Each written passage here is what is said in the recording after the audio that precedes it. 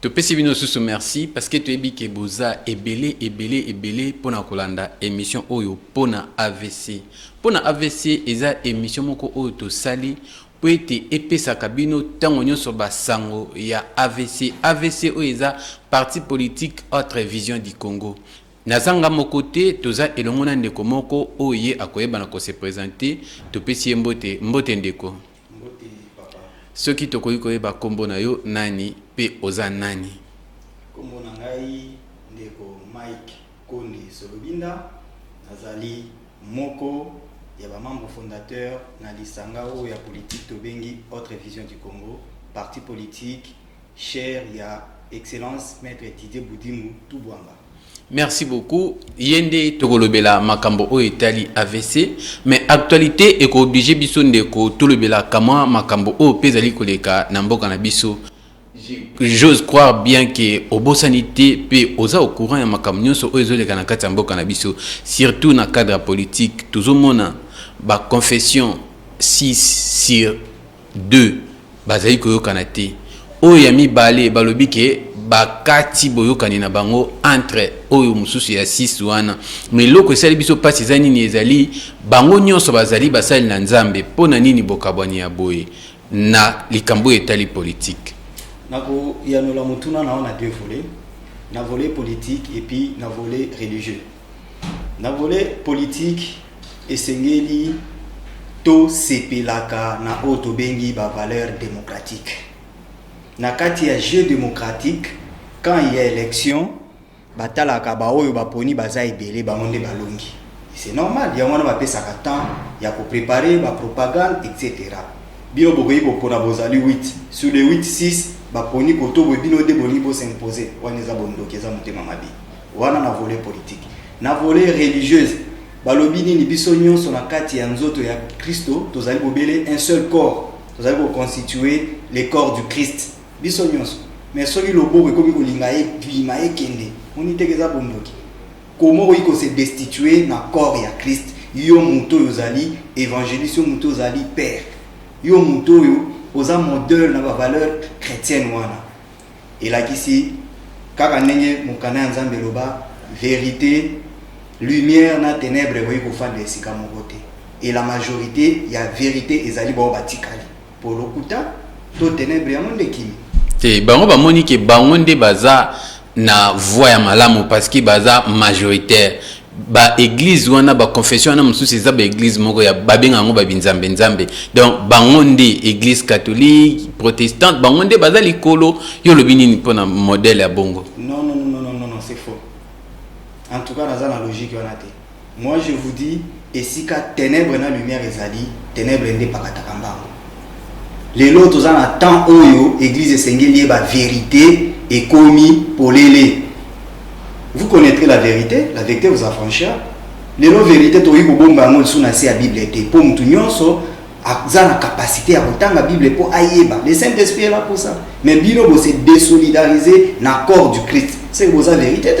Awa toyoki ke ba se désolidariser na ba église mususu. Conseil nyoko ko pesa bango yo etant ke mwana na kati ya église. Conseil na ko pesa ezali ke biso nyonso tozali ba chrétien. Bible lobi biso nyonso tozala ba imitateur dans le Christ. Biso nyonso nde tozali ko former ezali nzoto ya Christ. Sengeli tozala uni. D'où tosengi ya ba papa na biso baki na ngambo mususu bazonga to sangisa lingomba biso nyonso to te ya to sala mission yo Kristo atikela ki biso. Bon, actualité mususu ezali ndeko grève. Tozomona bana classe mususu bazotanga ba mususu bazotanga te. Pona yo soki lelo mwana na yo pe a quelle classe atangi te ekosala ondengeni. Vous savez ne loko ya gratuité de l'enseignement oyo sengeli to pesa na mokonzi ya mboka Félix Antoine Tshisekedi Tshilombo matondo mingi. Parce que gratuité ezali droit constitutionnel. Yete mutu akomi yango na constitution. C'est depuis 2005 enseignement de base et sengeli ezala gratuit. Ye aye kaka pona ba appliquer yango. Et pourquoi ça doit déranger? Beaucoup mona que dans cette histoire ezali nena bato bazali na motema mabe qui n'ont pas voulu matérialiser yango depuis kala. basangani na bao banaye kolia kanyaka na se ya gratuité wa na se ya éducation ya bana bazolia bambongo baza ko s'enrichir ya bangi gratuité ezalate. Et je vous dirai encore, oui, bah, qu'il y a loco ya gratuité de l'enseignement, il y a beaucoup de manipulations. Beaucoup de manipulations. Te basango baza bato moko o baza respectueux, baza batata moko o batata na biso ya boboto. Ndenge nini yozolo baki makambo sisi ce ko kozana kati etant que bango baza basango baza batata na biso o ya molimo. Mais effectivement kala to bando qu'il y a ba bombo et pas basango na ba biscuit. Lelo okende akobete loka masolo. Qu'est-ce qui a changé même pouvoir na bango? Ni est changé. Basango va changer politique na bango. C'est pour cela ils doivent manipuler comment on dit ba politiciens. Nous devons dire la vérité. Balongé ba église ba comme ba politicien. Et tu es biso nyonso politicien alukaka ni. Tu es biso nyonso. Biso to yebite so ko yesa biso. Les faux politiciens balukaka nini ko manipuler ba to ebele pour ba asseoir pouvoir na bango. Et le vrai politicien balouara mibeko ya mboka ezala respectueux et puis social et s'améliorer. Mais comment bango bakoyi kolinga te koya ko soutenir mokonzi ya mboka o azali na makanisi ya malamu o azali na mission o nzambe ya PCP constitution ya ko préparer bien-être ya population bango il faut ba kene na ngambo ya bato balini manipulation afin que makambo kene malamu te vision ya mokonzi ya mboka efanda te. Et on comprend déjà quelque chose par là. Ce qui ba monique mokonzi ya mboka ndenge uti koloba awa ke azotambosa makamala mute baza na droit oloba te. Donc bino boli kaka dictature continuer banda bo banda kaka tisi ko continuer ata yo moko. Papa na ngai dictature ezali kombo o to koye ko yango lelo te para bango. Dictature to yebi yango par définition la disini. Est-ce que Papa Félix Antoine Tshisekedi Tshilombo boyi ko organiser élection akangami na pouvoir pour balo baza dictateur? Est-ce que bomona Papa Félix Antoine Tshisekedi Tshilombo ba journaliste ko banda lelo bo banda côté ya kaka eloko boy? Est-ce que bomona ki ya kanga ba parti politique mususu tozonga na système ya parti unique dictature yango ye wapi? Lobi azalaki popi o babini saka ayeko longwa na niveau ala kaka bango lelo ya liba komi ba yo komi ça tribaliste ba changer combo lelo komi dictateur. Non, ça ne va pas. Sengel ko ba koloba solo. Tozali na rôle pe devoir wana ya côté ya bato vérité. Vérité zo bango bazali koloba te eza tout simplement de la manipulation pour na koluka bato to kene na ba dialogue na ba négociation o bango bazola ka bambongo et puis na bazola ba pouvoir pas de manière équitable. Tout le to boyi l'état des droits et sengeli salama nous irons aux élections na délai constitutionnel ndeza ko déranger bango tant nous zolo ba état des droits tozomona ba journalisme te bazo beta bango bazo kanga bango wana ndi état des droits. Non yo ba betiote parce que journalisme nous avons ce qu'on appelle la déontologie journalistique. Musala nyonso ezalaka na discipline ona lolenge ya kokambela yango mais tango yo bimi na ba règle oyo musala na yo etila yo okomi ko kokende libana l'état kufite po bato baza ba journaliste non et beaucoup plus ba journaliste ebele ba yebaka yango le fait d'être journaliste nde lobite que l'état boye kokanga yo te soki otamboli mabe non et komona minyo bazotambola mabe soki bangi bakanga bango bangi bakomisa yango ba acharnement politique baluka ba raison et ce n'est pas ça l'état des droits ezali moto nyonso lelo tozomona ngo il y a pas que la justice de pauvre ndenge ezalaki kala lelo justice ekomi pona moto nyonso tozali komona ngo état des droits lelo tozali koyoka mona munoko ya mokonzi ya mboka tango nyonso esengeli tobongama tokende na élection na 2023 élection ezali état des droits yango on respecte la constitution. Yebisa biso Kadima akoti na seni yende mtakomi président ya seni mais likambo oyo eboti ba makambo ebele na sima pona nini koponama ya Kadima ekomi problème na miso ya bato. Effectivement tango ba père et ba confession religieuse ba kutanaki tolandika kana bango moko ba bebani nde ba vérité ba ndiko bino na kati kone koma pe na propagande ya bato moko boy ba komi ko yara ba papier peuple lobby peuple yango 20 personnes bazala et bana et peuple yango 20 personnes sont des gens oyo balingi te to kene na élection. Pourquoi élection zo déranger bango ceux qui bazana poser à pouvoir basé là délai constitutionnel tout comme on a délai et en ce moment là tout qu'il y a une élection. Ce sont des gens qui ne sont pas prêts aux élections, ne balinga quitté président ya sika aya na seni et ben na katan na sima ya tan wana ba kokosa glissement ba kokosa ba négociation et après bango ba fanda non. Déjà c'est une très bonne chose et ça signale moko o esengeli congolais to congolais nyo sika zali a sepela na yango pambate et la kisi ya solo tozo kene na élection. Est-ce que ça moi magui mo bete za likolo wana ke bochaka oyo po boyebi ke tango bokocha oyo moi mbilinga kokota po makambu nyose fanda donc c'est que bozo prenez glissement. Non, glissement ba monde balinga ki ezala biso to boy. To confondre bango. Bakanisa ki to kende par des négociations afin que temps elika. Konzambo alobi pas question à ordonnancer kadima yewana zali mo conciliation. Et puis glissement on va ça parce que c'est les alliés na composition il y a ba force vive et politique nyonso y compris société civile bazana na kati ya configuration na siko ce glissement c'est bananga ça donc biso nyonso c'est que batu nyonso et l'église et la société civile et les politiques ba monde ba composer bureau ya CENI. Mais je vous dis glissement est pour ça la maté Félix Antoine Tshisekedi Tshilombo Mokonzi Mboka c'est quelqu'un qui est respectueux des tests légaux. Est-ce que vous avez dit que ceux qui lelo bocheka ka mutu makasi oyebi ke basango batomboki bakomi ko voyager lelo ba voyager ba ki place boy ba ki place boy ceux qui batomboki et que bisika bazo kende wana bache bango poa est-ce que moite ke awe ko zala malamu te population aboyina déjà makila etanga bato ba ekuta na bango point nini ba kocha bango ce sont des gens on connaît au bande ko financer bato état des sièges zo déranger na est bango wana bato ba meseni koyiba na sima ya guerre ba mama bazozala violé bana bazali kokufa exploitation même ya bana mike na kati ya ba mine pona kokolwa ko enrichir nani ba millionnaire ya monde basango ba moni sur le bato malamu ki négocier na bango. Ça ce sont des distractions et ezalinde na otaye koloba tantôt tokomi na tambo yo vérité e koyebana atabo étouffé yango e koyeba et aujourd'hui ekomi koyebana. Ah, tozolo bela basango nyonso te hein. Tozolo bela basango ba mesana manipulation pour manipuler les autres. Et les loba la kisi ba mettre na bango. C'est pour cela il n'aime pas que des choses aillent en avant. Likambo mususu ezali kotungisa batu mingi balobi eti FCC na lamuka bazali kolinga basala coalition wana ezali na mitindo ya ba père religieux. Est-ce que yo okoyi kondima likambo bongo? Kasi ba père religieux na pe ba démontrer biso que ba délivrer Kabila na Kindoki. Pour mutalobaki ko sangana na Kabila za ko sangana na Ndoki. Eza nani? Eza Fayulu. Eza bango wana o baki ko sangana. Est-ce que par quel miracle Kabila za délivré pour que bango baki ko sangana? Bomoni ke makomi lobi le bons esprits se rencontrent toujours.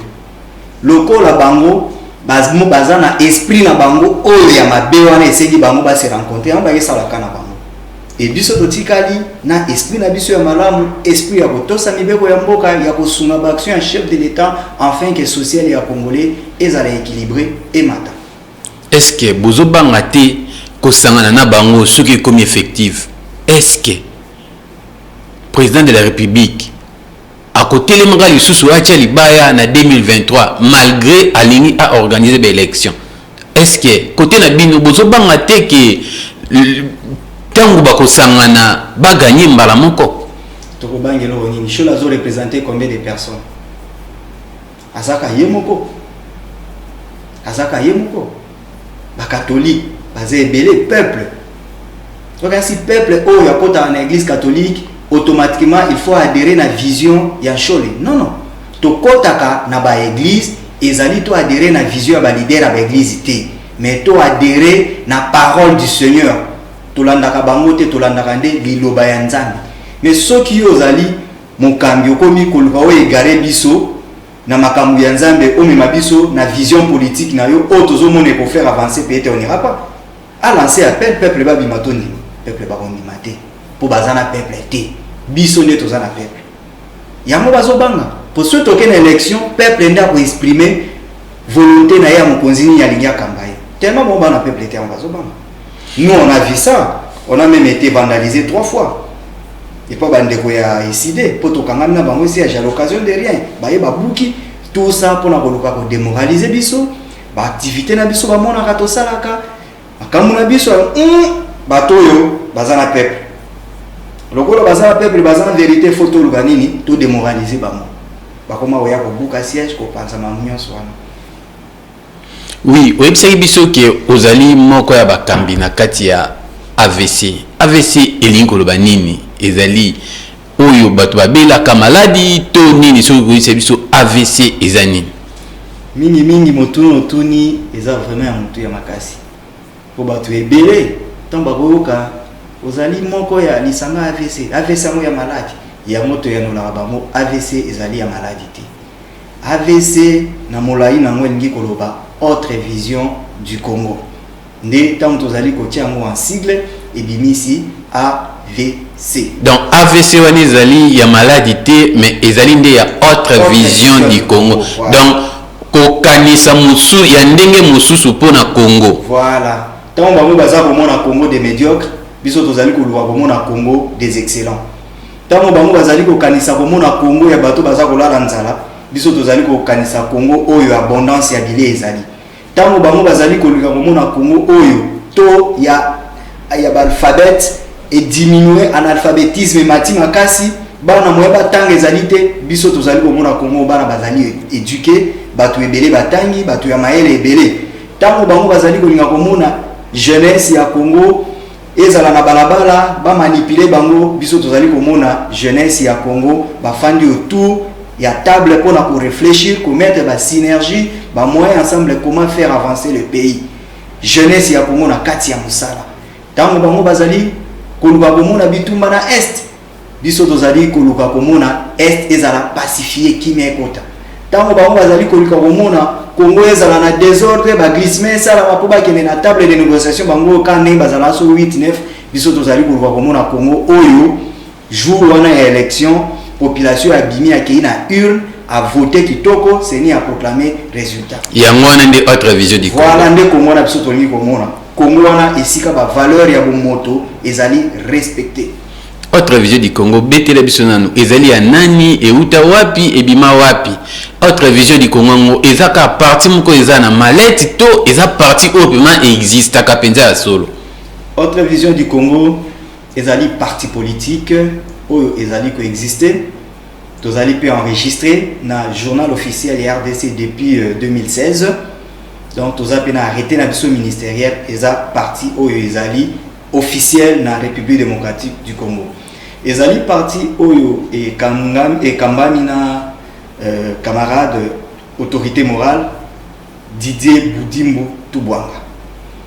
Autre vision du Congo et Salami awa na Kinshasa de esika ba père fondateur na biso basakanaki pour la première fois enfin ya kocha makanisi na bango esika moko pona kotala ndenge nini bakokamba mboka lobby pona kotelemela ekambami ya mboka ya mabe yango notre vision du Congo et salamaki et à chaque fois to banda ko évoluer na ba émission beaucoup comprendre que autre vision du Congo ezali vraiment parti politique oyo nzambe atindi pour la délivrance ya peuple. Bosali déjà combien d'années banda autre vision du Congo et banda lelo tokoyi kotanga combien d'années déjà autre vision du Congo esali? Autre vision du Congo esali déjà 5 ans.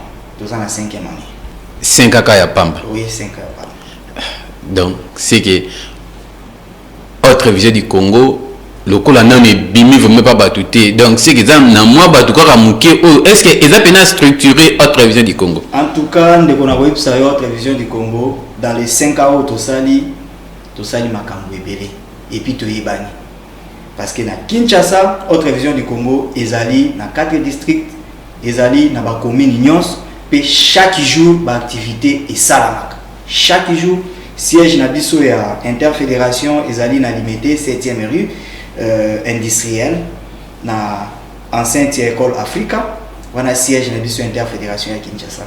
Siège na biso national ezali la triomphale tronçon comprise entre palais du peuple et na stade de martyr.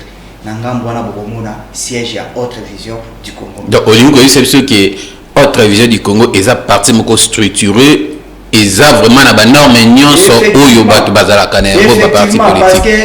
que installation na biso ezaka na Kinshasa te.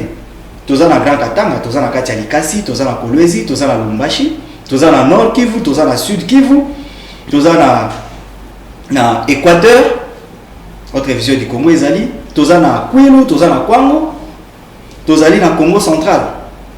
Tosuki pe kaka awa na RDCT, tozali pe na mikili ya Libanda. Autre vision du Congo est représentée aux États-Unis, est représentée na Canada, na Allemagne, na Italie, na Angleterre, na France, ezali na Belgique, na Luxembourg. Toza pe na Afrique du Sud. Papa, tiko ko sabiso na 5 kaka o bosali. Vous se retrouvez partout. Partout. Non. Partout. Et na kopesa même na ba adresse ba bisika ba siège ezali na ba kambina yango. Ceux qui va kepe boye ba moni penza que autre vision du Congo, Belgique, autre vision du Congo, France, autre vision du Congo, États-Unis. Tikotak. Même ici à Kinshasa, to sali ba action ebele. Na banzi déjà na 2016.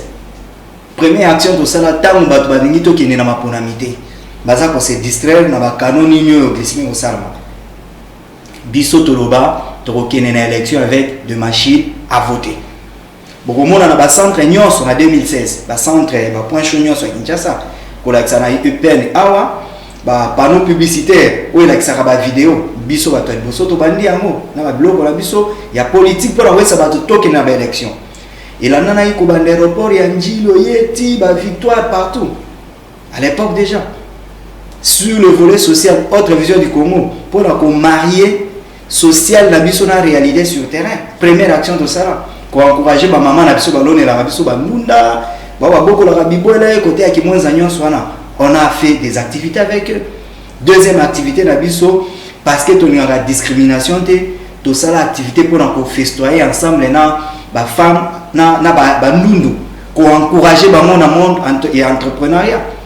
Troisième activité la biso sala na sangamamba kuna côté oyo ba baza ko négliger na kati kuna côté ya Chikapa to kenda ko kutana na bato wana to sala na bango ba projet oyo esengi eboyi ko tombola contre na bango. Donc autre vision du Congo eza parti maletité eza parti ezali sur terrain eza parti le lo ezali ko bunda pour la topé ça Félix Antoine Tshisekedi Tshilombo majorité na parlement na 2023 petro salaire mokambi na yango ebisaki biso susu kutazana ni susu mokambi autre vision du Congo azali camarade Didier Boudimou Tubwanga oyo azali actuellement ministre ya hydrocarbures.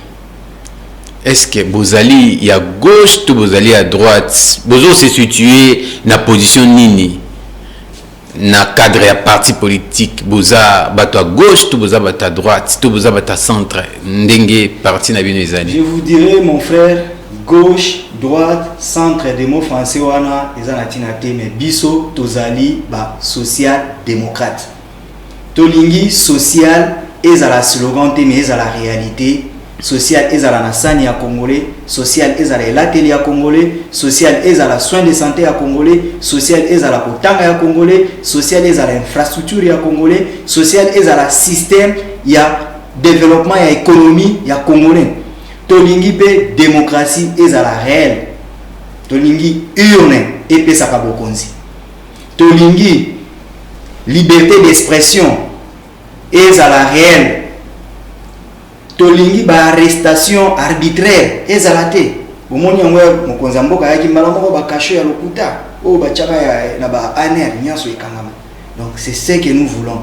Tolingi justice ezala pona moto nyonso osalimbeba place na yebani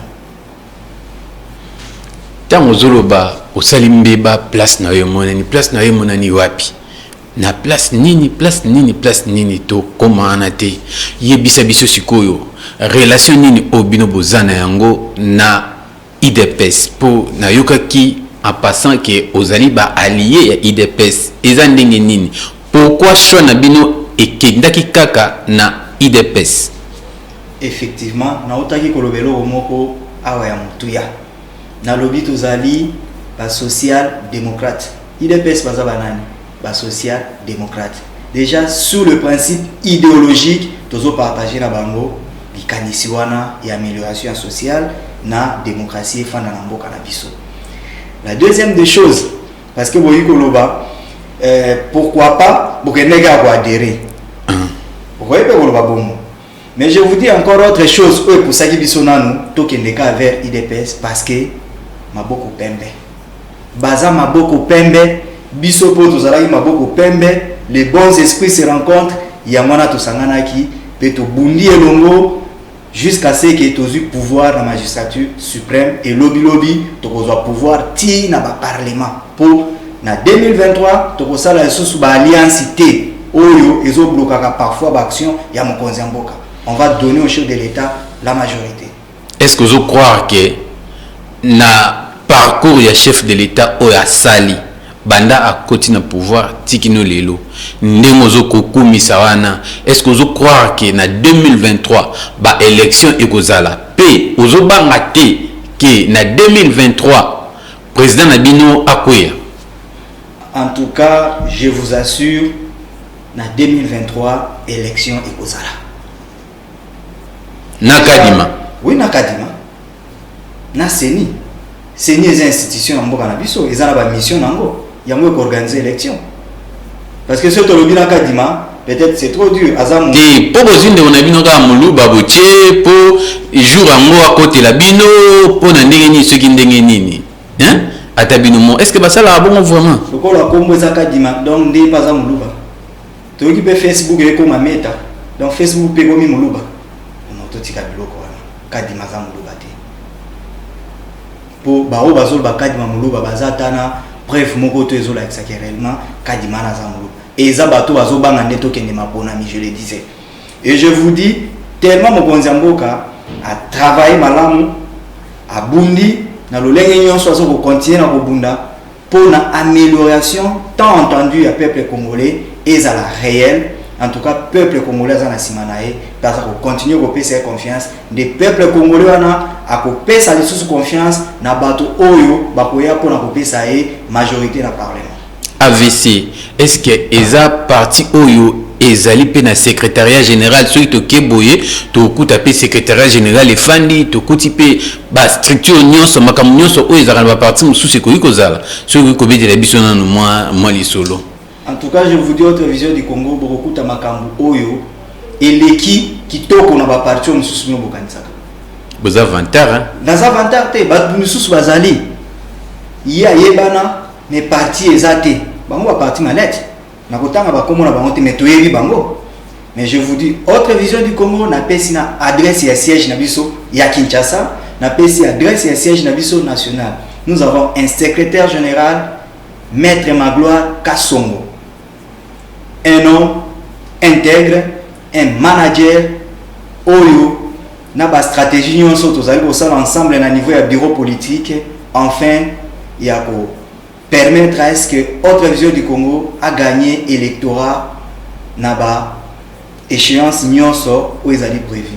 Tout est comme on a outé pe ko salisa moi activité moko na ba Congo kuna na ebiti ezapi lisusu na ba Congo yebisa biso nanu eza ndenge nini? Le patron de l'administration de l'autre vision du Congo, parce que tous un secrétaire général, tous allez péna président à l'intérim nabiso, ou to bengi na combo ya monsieur Laurent Lassiri. Et après tous allez na secrétaire général maître Magloire Kasson. Parce que autorité morale nabiso étant allé à la responsabilité à l'État, à voyer sous quoi engagé parti. Mon qui tous autres sa mipeko, tous autres sa constitution. Yangwana tozana un président azaliwana, nous avons un secrétaire général. Oyo bomona ki akiko sala na Congo central, mikolo ezali koya akosala yango na ba province nyonso, ezali état des lieux. Azali kokota en contact na ba fédéraux, azali ko apporter bango bonne nouvelle oyo euti na FPAI côté pe azalaka mokambi, ba stratégie ya sika, visibilité to na terrain afin que to gagner l'élection en 2023. Tant que vous avez bongama, bango bazo ko ça va marcher, allez lobby ba oya kolela. Peuple azana bangote. Conseil nyoko yoko yebisa na batu oyo nanu ba bazo bongama te.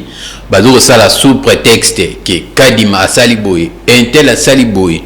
Conseil nyoko yoko pesa bango pona ko assurer bango que l'élection na 2023 ekozala effective. Et là qu'on a voyé ça bango, bacha na mutu na bango cette fois-ci négociation ezate. cette fois-ci dialogue ezate. Cette fois-ci na 2023 mokonzi mboka otaki koloba yango na message na yote ko sala na état de la nation pour na coordonner mais c'est cas de la tête ya Seni alobi yango très clair na 2023 élection ezali biso nyonso tolanda ki yango.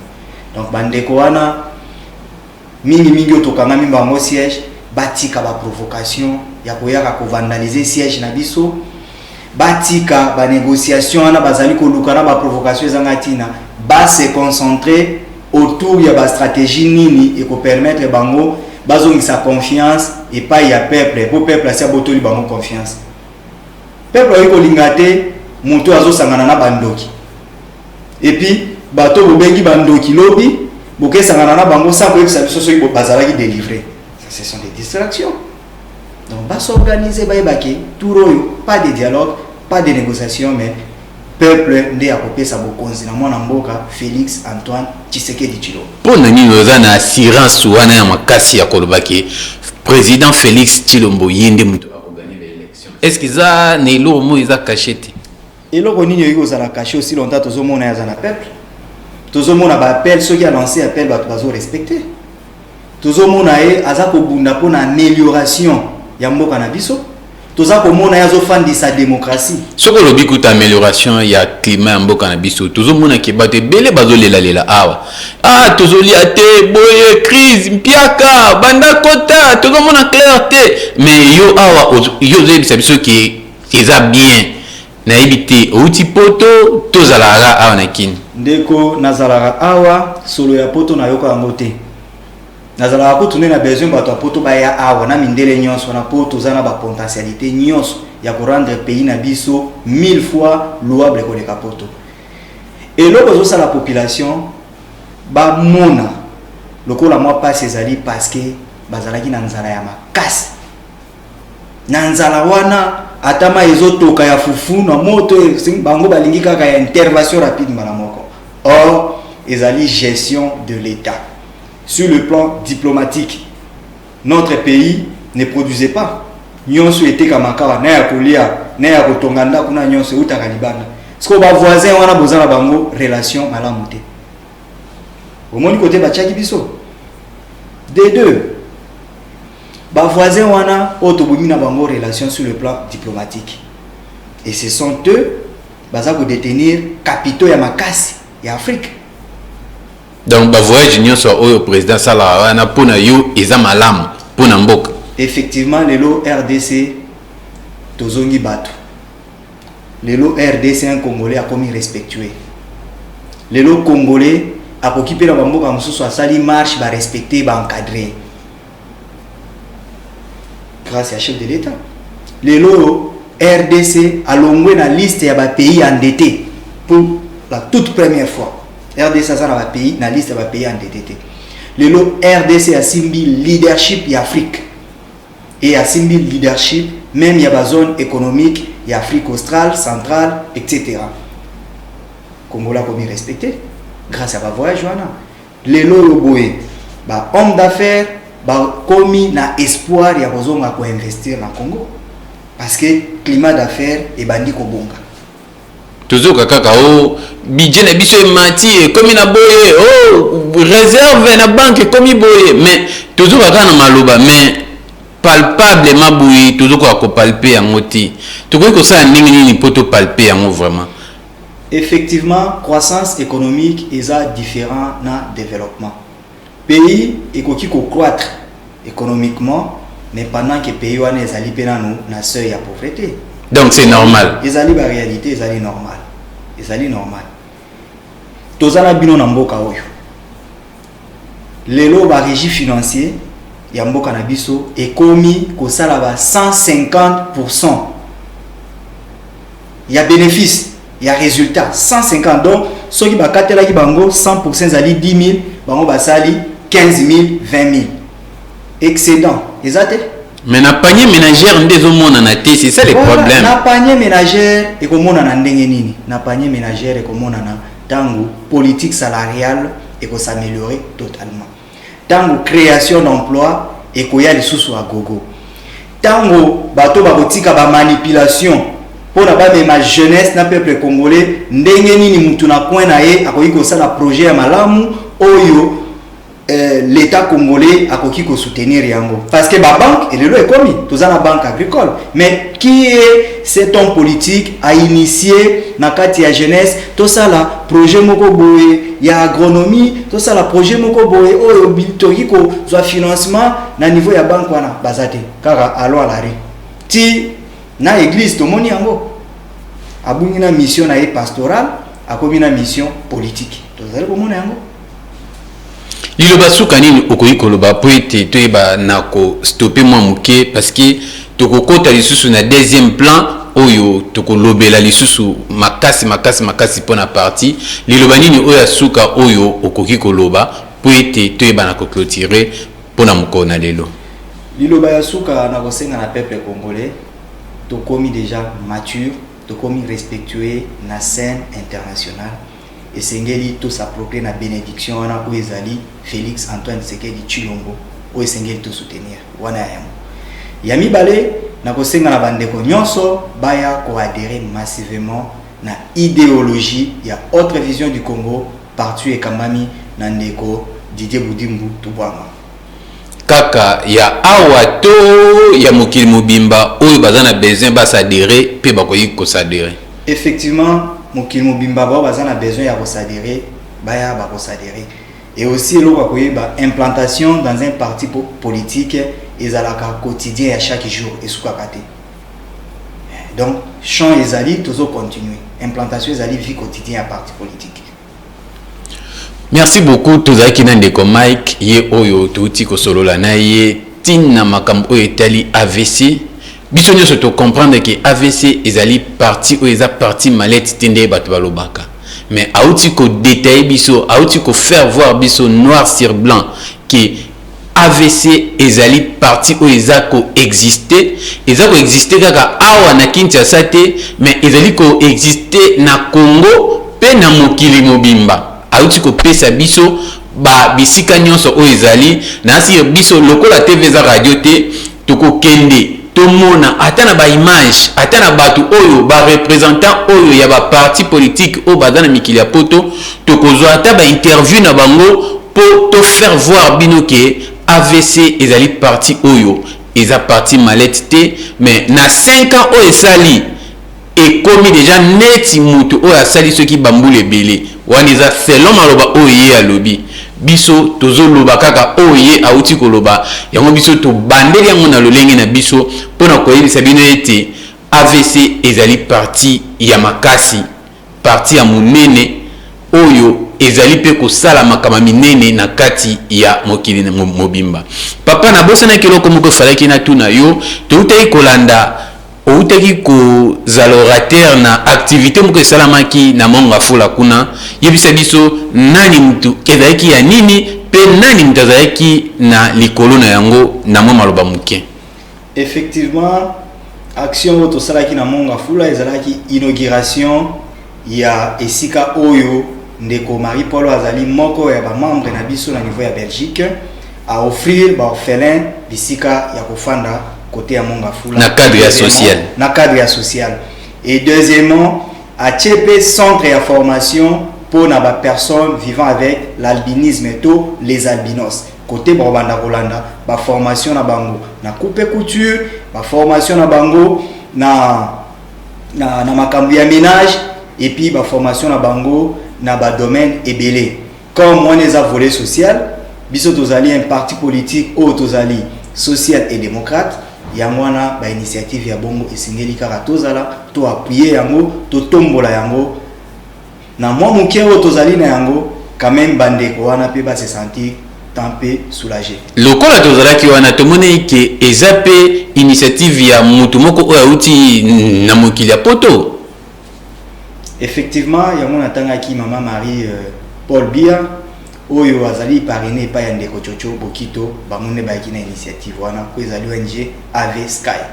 Merci beaucoup touti koyoka biso nyonso lolenge nini oyo ndeko na biso uti koloba tozalaki na bino wana toutai kolobela tina likambo oyo etali AVC tozalaki na besoin tout lobela sur AVC yango toyebaki na kobenga ndeko na biso Mike oyo alobeli biso noir sur blanc éclaircir biso sur AVC, mais na rassurer bino na promettre bino que prochainement tokozongela susu na ye akopesa biso susu ba détails susu ya makasi lokola za parmi ba fondateur akopesa biso susu ba détails ya makasi concernant toujours parti politique AVC oyo autorité morale na yango ezali son excellence maître Didier Bidimbu pe secrétaire général nango ezali maître Magloire Kasongo na wana nde tosisi émission na biso topesi bino mbote tokokutanaka mikolo oyo ezali koya. Merci na fidélité na bino, tokutani mikolo oyo ezali koya. Nzamba batela biso. Bye bye.